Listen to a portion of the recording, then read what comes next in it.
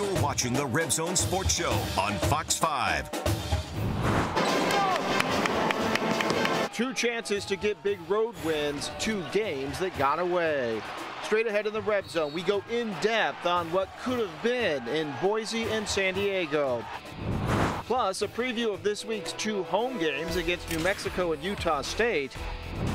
And we sit down to go one-on-one with Mountain West Commissioner Craig Thompson to get his thoughts on the future of the Mountain West Tournament in Las Vegas. It's time to dial up everyone you know. The Reb Zone is ready for our show right now.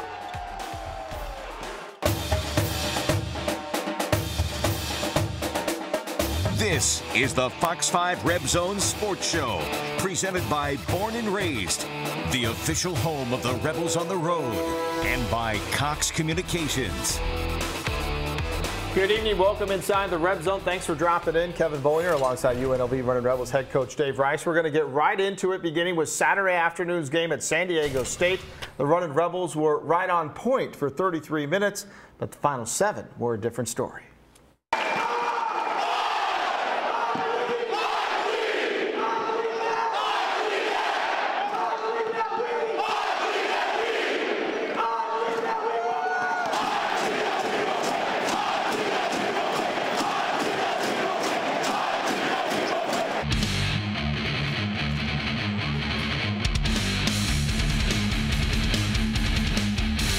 The show is always out in full force for UNLV, and the Running Rebels are always up for the Aztecs.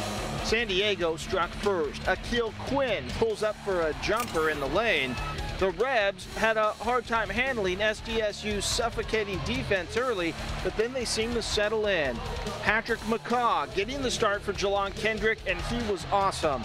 The drive and lay-in gave UNLV its first points.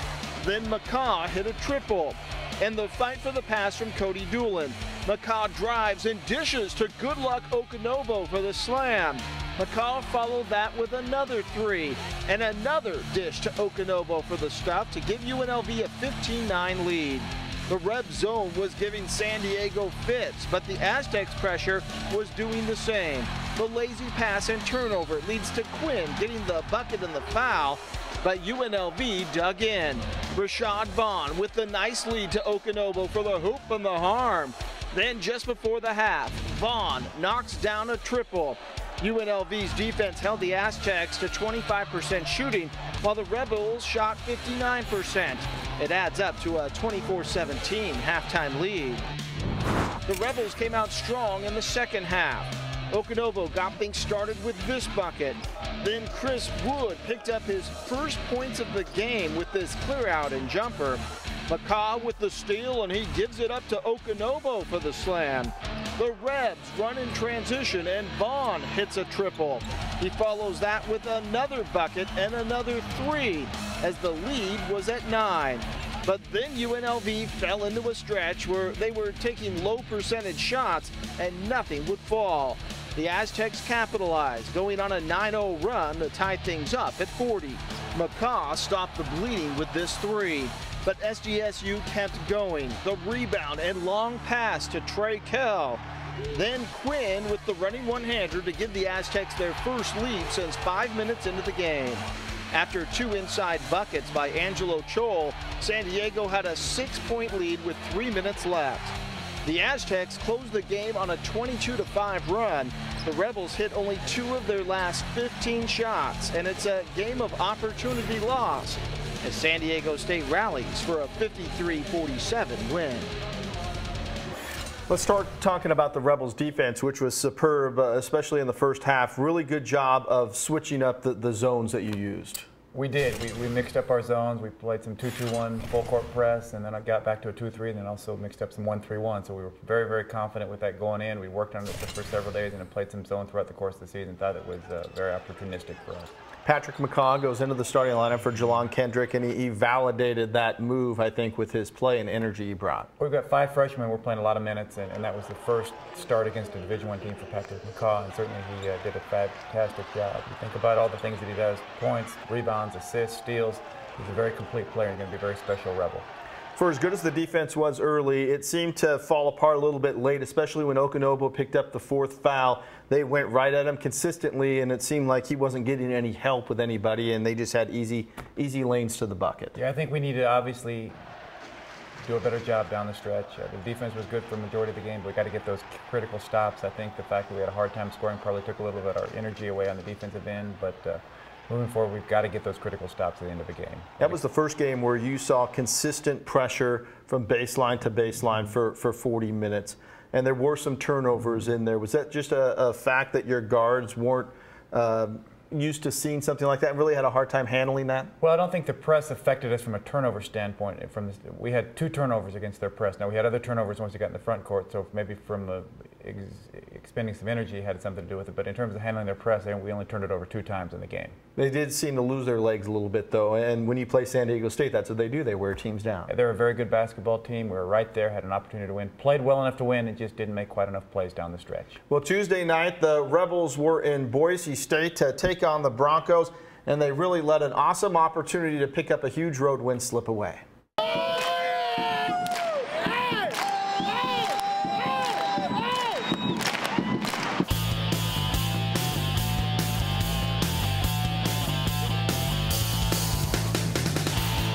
A late start at the Taco Bell Arena meant a small crowd, but the Rebels were the ones that seemed to sleepwalk through the first half with very little energy. One bright spot early was Cody Doolin, who scored 10 of UNLV's first 12 points, complete with a couple of threes and this steal and breakaway for the lay-in. But Boise showed right from the get-go that it was going to hang tough, and it all centered around Derek Marks, who was clearly the best player on the floor all night. This Chris Wood air ball on a 3 typified the offense in the first 20 minutes, and the Broncos cashed in on the other end as they grabbed the rebound, and Nick Duncan converted a triple on the other end. Marks backed Doolin down for the inside bucket, then hit a baseline jumper over Wood. Rashad Vaughn provided a spark late in the first half as he hit the 3, then drove and nailed a circus shot to cut Boise's lead to 2. Under 3 minutes to go, UNLV gets a shot clock violation without even coming close to putting up a shot, with the players on the floor seemingly unaware of the situation. Under a minute to go, Vaughn has the ball stolen by Marks. He gets it ahead to James Webb III for the easy lay-in, and Boise State had a 38-30 lead at the half. During the second half warm-ups, we saw something different. Rice tossed aside the jacket and stayed under the basket, trying to light a fire under his chin. It worked as the Rebels came out with much more focus and intensity in the final 20 minutes. Chris Wood seemed engaged, the hoop and the harm. Then, after 2 air balls, Wood is there for the follow slam and a flex of the muscles to the Boise State student section. UNLV, though, was still down 4. Then Wood with the basket and the foul. Yes, sir! The Rebels with some ball movement over to Dwayne Morgan for the 3. Then Morgan again with the baseline jumper. Patrick McCaw hit back-to-back triples, and UNLV had their first lead since 11 minutes into the game. From that point on, it was back and forth, with Marks powering the Boise offense and the Rebels spreading things out. Vaughn with the lay-in. McCaw drives and gets it to go. Then Wood to the hole for the bucket. 3-point shots by Wood and McCaw, and Vaughn working his man down low. Part of an 8-0 run by UNLV that gave them a 67-64 lead with 3:20 left. 24.5 seconds to go. McCaw is fouled, but only makes one of 2 free throws. UNLV had a 68-66 lead. Boise put the ball in Marks' hand, and he works it inside to get the bucket to tie things up with 13 to go. The Rebels didn't use the timeout to try and push and get the defense scrambling, but rather than driving to the basket, Vaughn pulls up for a deep 3. It doesn't go, and we were headed to overtime in Boise for the second year in a row. In the OT, UNLV struck first as Vaughn knocks down the triple, but then everything absolutely fell apart. Doolin is trapped, and rather than call timeout, he turns it over. On the other end, Rob Heyer gets the lay-in. Then Wood turns it over on the pass. Boise converts on a lay-in by Mikey Thompson. Just over a minute to go, the Broncos get another steal, and Webb throws it down to extend the Bronco lead to 5. The capper, Jordan Cornish, on the inbound, can't find anybody, doesn't call timeout, and gets a 5-second violation. In the overtime, UNLV had 5 points and 6 turnovers in an 82-73 loss. It was clear that frustration is starting to mount. I think guys just weren't ready to play. I think we start off slow. I think guys take bad shots. Other guys, fall out of it. If you're not getting enough touches, then, guys just, don't want to play. The Nevada game, in this game, it seems that the team came out to begin the game kind of flat and uninspired. Is there any way to explain that? No, not really. That's something we're battling right now, and we're trying to figure out the answer to. But yeah, we just keep coming out flat, and it's costing us games. It's tough to watch from the sidelines when guys can go much harder, and then it's tough for you, even though at the end of the game after a loss, and you could have played harder than you should have, as you did that game. It's just really tough, especially coming in after a loss. So it's difficult. Patrick McCaw says that guys fall out of it if they don't get enough touches, and what you just heard at the end, what's your reaction to his I think, first of all, it's difficult to put a microphone into an 18 or 19-year-old kid's face and then ask him a question like that, but at the same time, Patrick McCaw is a leader in our team, and it's my job to fix all those things. We need to have a great sense of urgency to play every time, and that's the bottom line. I think that those were comments about the Boise State game. I don't think anyone would question our intensity and effort to start the San Diego State game, and that's how we need to be every game. Sometimes, coaches can preach and do everything. Sometimes players need to hear it from their teammates and be called out on. So is it a good thing that he is stepping up now and saying, look, this needs to change? I think so. I think you have to have internal leadership, and with the new group, we're developing internal leadership, and I think for a guy like Patrick to step up and the credibility that he brings, having played so well for majority of the season and now being a starter on our team, I think it's a big deal, and I think you'll see him start to progress, not just as a player, but also as a leader on our team. Everybody saw the first 20 minutes of that Boise game. The team was flat again. They came out at seemingly flat against Nevada the week before. For conference games, I know it drives coaches crazy, it drives fans crazy. How does that get fixed? We have to fix it, and we did fix it in terms of coming out against San Diego State, and all you can do is move forward, learn from the mistakes of the past, and move forward, and that's what we need to do. Make sure we have 5 guys on the floor. That's why I opened up all starting positions, and guys will earn starting positions with their practice effort, with their practice production, with their game effort, with their game production. That's how it has to be as we build this thing. All right, well, the future for this next week, 2 home games. UNLV back at the Thomas & Mack this week. Straight ahead, we are previewing the games against New Mexico and Utah State. What does Lobo head coach Craig Neal have to say that is the key to his team? We'll find out in just 2 minutes in the Reb Zone. You're watching the Fox 5 Reb Zone Sports Show, presented by Born and Raised, the official home of the Rebels on the Road, and by Cox Communications. The Running Rebels back home for 2 games this week against teams that they have a long history with, New Mexico and Utah State.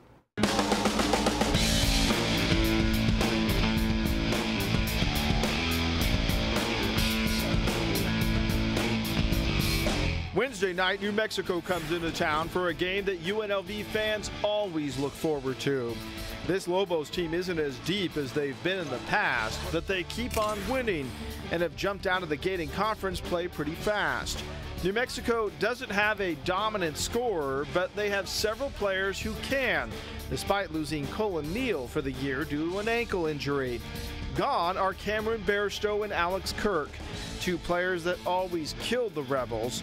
This year, head coach Craig Neal says that his team will win on guts and desire, led by senior guard Hugh Greenwood. I've never been around a kid like Hugh Greenwood that can just win a game by himself at the end with deflections and steals and making plays with his heart. And I just hope I just told my team, I said, I hope that they're watching, and I hope he rubs off on them. On Saturday, Utah State rolls in for a 5 p.m. tip at the Thomas & Mack. The Aggies are led by Jalen Moore, who's tops on the team in both points and rebounds.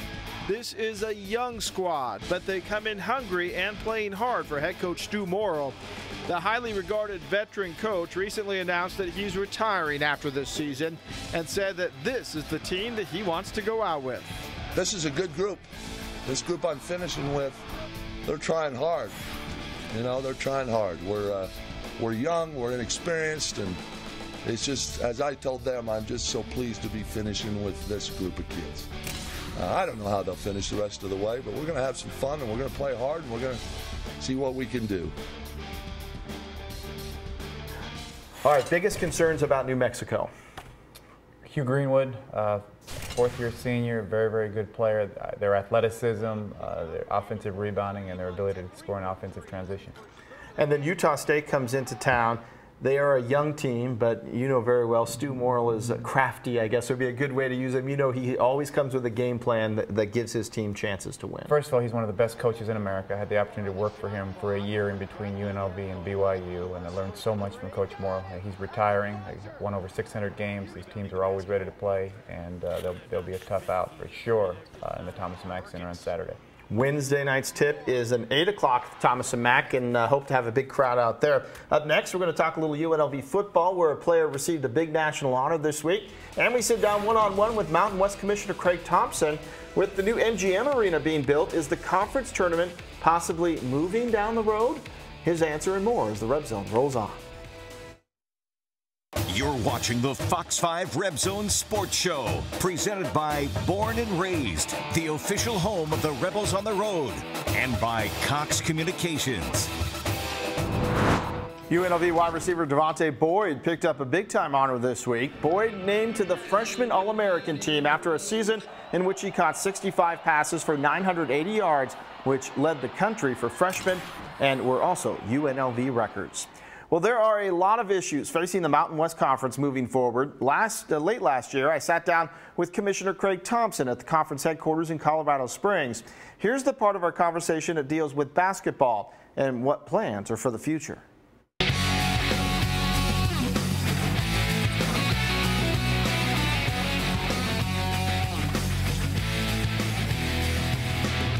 Strength of schedule always comes into play for basketball teams, especially with RPIs. Are you satisfied that these basketball schools in the Mountain West are beefing up their schedules now so they are going to be there come selection time?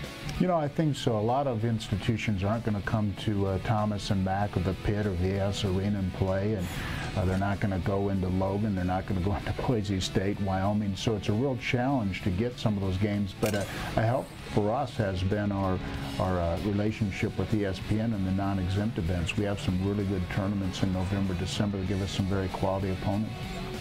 As we've gone through the process, the Mountain West has done well at getting teams in the tournament, but they still haven't had a lot of success in getting teams to go deep into the tournament.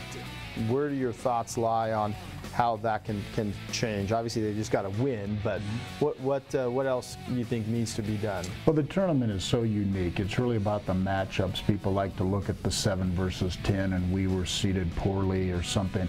It's really the style of play and the matchup and the luck of the draw. San Diego State has played in 2 of the last 4 years in the Sweet 16, and we've had several teams make the Sweet 16, but we haven't gotten into that Elite 8, and we haven't gotten into the Final 4, and you know that's really where you're going to make your national mark and presence. Our coaches are aware of that, but you know each year, each tournament is so different and so unique, and it all depends on the luck of the draw or the unluck of the draw and the matchup. The Mountain West Tournament is in Las Vegas at the Thomas & Mack every year. They are building the new arena on the Strip. The MGM is building. Have discussions begun with whether you guys in the next contract are going to look to move to that arena, or will Pac-12 get first dibs since they're already playing at an MGM property? A little bit of both. You know, we have had conversation. Whether they get first dibs or not, I don't know if that's factual or not. You know, we're very loyal to UNLV. They've done a tremendous job for us. It would be kind of nice, according to some of the coaches in the Mountain West, to play on a neutral court in Las Vegas. So I think all those factors will come into play, but the renovation of Thomas & Mack, it's still a very viable arena, and we'll see what they want to do with that new arena. The conference has no thoughts of moving that tournament out of Las Vegas anytime soon. You know, I haven't heard any. That's a conversation. We're starting our 16th season that we've had forever. Literally, about every year we get around to why is it there, etc. Well, it's a great destination point. Our fans love to travel to Las Vegas. It's been very successful. All the athletic directors that have come through the league and moved to other places said this is phenomenal. You know, it's a hair on your arm type of event, and those semifinal games on Friday night in a jam-packed arena. So I don't see any reason for us to look elsewhere than Las Vegas. One last break, and then we're right back to wrap up the Reb Zone. Stay with us. You're watching the Fox 5 Reb Zone Sports Show, presented by Born and Raised, the official home of the Rebels on the Road, and by Cox Communications.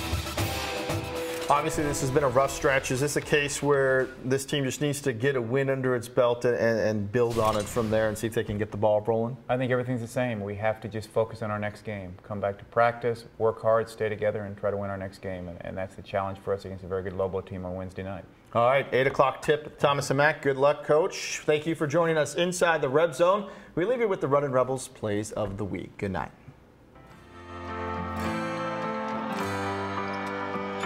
So show me what I'm looking for. Save me, I'm lost. Oh Lord, I've been waiting for you. I'll pay any cost. Save me from being confused. Show me what I'm looking for.